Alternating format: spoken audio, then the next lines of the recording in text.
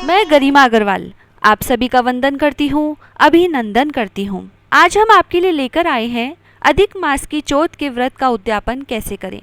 इस चौथ के व्रत का उद्यापन भी बाकी चौथ व्रत की तरह ही किया जाता है। साल के 12 महीने की हर चौथ के व्रत का उद्यापन यदि संभव हो तो जरूर करना चाहिए, चाहे आप सभी चौथ के व्रत करते हैं या नहीं, क्योंकि बहुत से लोग साल की 6 चौथ के व्रत करते हैं, कुछ लोग 4 चौथ व्रत करते हैं, कुछ 2 चौथ के व्रत करते हैं तथा कुछ लोग केवल एक करवा चौथ का ही व्रत करते हैं। अब आप चाहें हमेशा कितनी भी चौथ का व्रत करें, लेकिन उद्यापन करने के लिए हर महीने की चौथ का व्रत रखें और उस दिन उद्यापन कर दें। यह आप चाहें तो एक ही साल में हर चौथ का उद्यापन पूरा करके कर लें और जो कोई बीच में छूट जाए उसका जब कभी संभव हो तब कर दें, या फिर जिस भी चौथ का उद्यापन करने का जब भी मौका मिले या परिस्थितियां बने करते जाएं। अब आप यदि सभी चौथ के व्रत का उद्यापन करने की सोच रहे हैं तो इस अधिक मास से ही शुरू कर दें, जिससे आपको फिर से इस चौथ का उद्यापन करने के लिए 2 साल का इंतज़ार नहीं करना पड़े। क्योंकि यदि आप 12 महीने की चौथ का उद्यापन कर रहे हैं तो अधिक मास की चौथ के बिना वह पूरा नहीं माना जाएगा।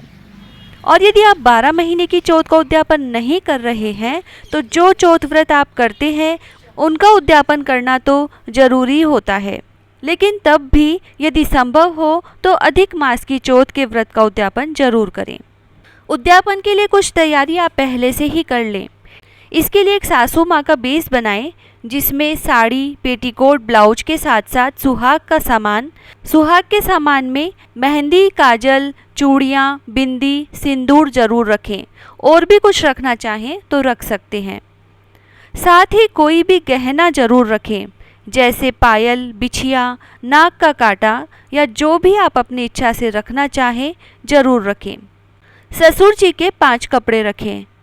यह बेस आप चाहें तो अपनी जिठानी, ननद या फिर अपनी भांजी या जेठूती को भी दे सकते हैं, तो जिन्हें दे रहे हैं उनके हिसाब से कपड़े ले लें।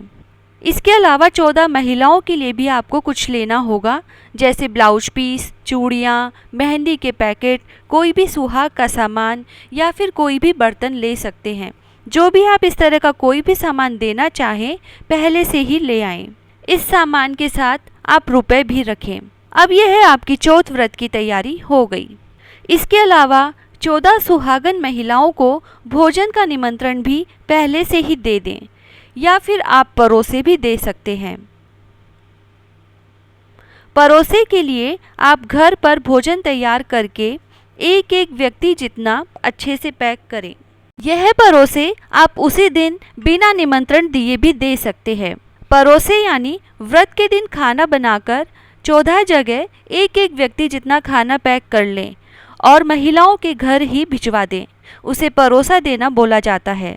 परोसे के लिए आप भोजन घर पर भी तैयार कर सकते हैं, और आजकल बहुत से लोग किसी अच्छे से कैटर्स से भी 14 अलग अलग जगह खाना पैक करवा लेते हैं। आप चाहें तो ऐसा भी कर सकते हैं। यह हमारी व्रत के उद्यापन की तैयारी हो गई है। व्रत के पहले दिन हाथों में मेहंदी लगा लें तथा चौथ व्रत के दिन सुबह जल्दी सिर धोकर स्नान करें और अपना नियमित पूजा पाठ कर लें।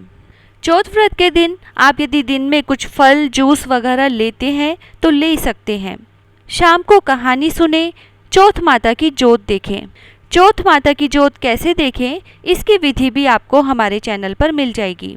कहानी सुनने के बाद 14 थालियों में भोजन लगाएं, उसमें शगुन का खाना परोस लें, जिससे जब तक महिलाएं भोजन करने के लिए आएँ तब तक खाना सूखे नहीं। और यदि आप परोसे दे रहे हैं तो सभी 14 परोसे अच्छे से पैक कर लें। सभी 14 वस्तुएं रखें, सास ससुर के कपड़े रखें। इन सबको एक साथ रोली के छींटे देकर 7 बार पूरे सामान पर हाथ घुमाकर कलप लें। फिर सासू माँ को पैर छूकर कपड़े दे दें, और यदि परोसे दे रहे हैं तो वह भी अभी भिजवा दें।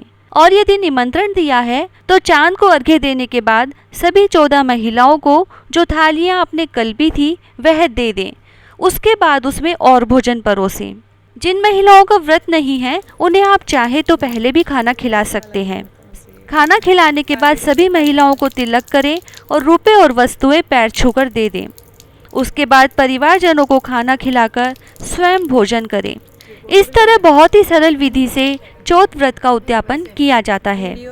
आपको हमारी यह जानकारी कैसी लगी हमें ज़रूर बताएं। और यदि आपको अभी भी उद्यापन विधि में कोई कन्फ्यूज़न है तो आप हमसे कमेंट करके पूछ सकते हैं। और अभी तक यदि आपने चैनल को सब्सक्राइब नहीं किया है तो अभी कर ले, क्योंकि हम आगे भी आपके लिए लाते रहेंगे ऐसी छोटी छोटी लेकिन उपयोगी जानकारियाँ। जय श्री राधे।